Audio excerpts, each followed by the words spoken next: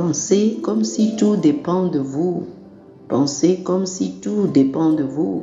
Chers frères et sœurs, amis auditeurs, voici le thème de la rhapsodie des réalités de ce lundi 21 avril 2025. L'écriture du jour est 1 Corinthiens chapitre 9, le verset 16. 1 Corinthiens chapitre 9, le verset 16. La Bible dit: si j'annonce l'évangile, ce n'est pas pour moi un sujet de gloire, car la nécessité m'en est imposée, et malheur à moi si je n'annonce pas l'évangile.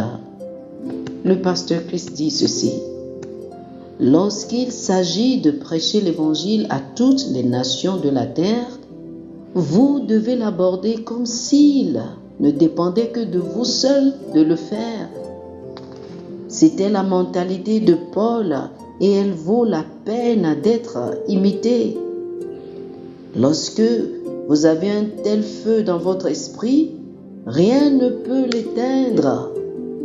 Vous diriez comme Paul: la nécessité m'en est imposée et malheur à moi si je n'annonce pas l'évangile. Malheur à moi si je n'annonce pas l'évangile. Paul a reconnu le poids de la responsabilité qui lui incombait et était déterminé à transmettre le message au monde entier. Votre positionnement, votre réflexion et votre mentalité doivent être les mêmes. N'ayez pas l'idée que, il y a tellement de chrétiens, tellement d'églises et de ministères dans le monde, j'espère qu'ils vont faire quelque chose pour la prédication totale de l'évangile. Demandez-vous plutôt ceci: que vais-je faire en tant qu'individu? Paul a dit: conformément à l'évangile de la gloire du Dieu bienheureux, évangile qui m'a été confié. 1 Timothée chapitre 1, le verset 11. Il l'a personnalisé.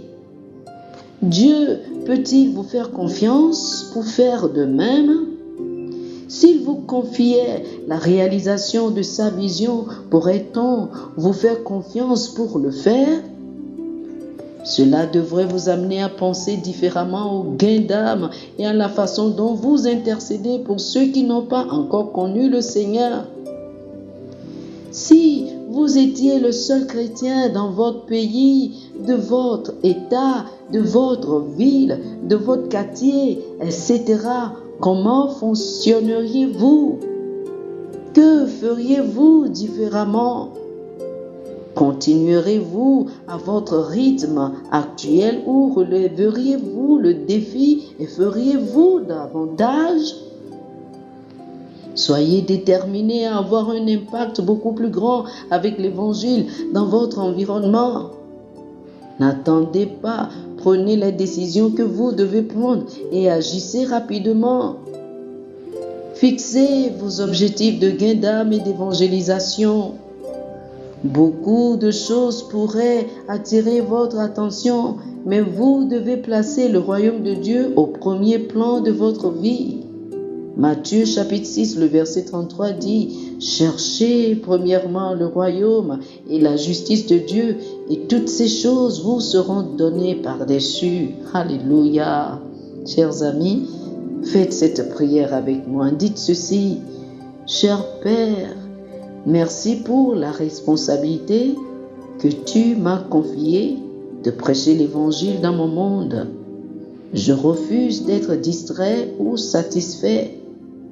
Je fais du royaume ma priorité absolue, m'assurant que chaque moment, chaque effort et chaque ressource sont consacrés à l'accomplissement de ta vision.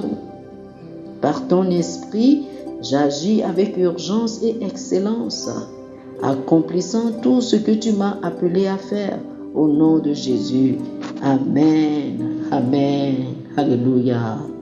Pour une étude approfondie, je vous invite à lire Actes chapitre 20, du verset 18 au verset 24, 1 Corinthiens chapitre 9, le verset 16, Actes des apôtres chapitre 20, du verset 18 au verset 24, et 1 Corinthiens chapitre 9, le verset 16.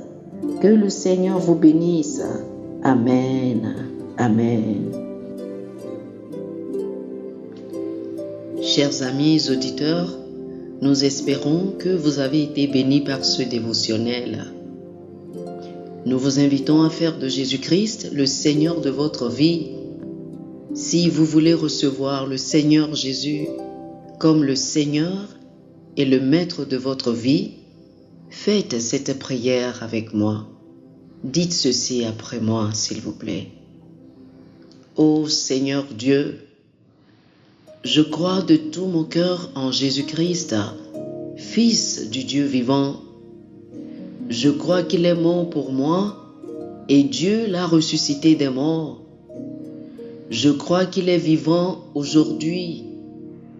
Je confesse de ma bouche que Jésus-Christ est le Seigneur de ma vie à partir d'aujourd'hui. Par lui et en son nom, j'ai la vie éternelle. Je suis né de nouveau. Merci Seigneur d'avoir sauvé mon âme. Je suis désormais un enfant de Dieu. Alléluia. Félicitations, vous êtes désormais un enfant de Dieu.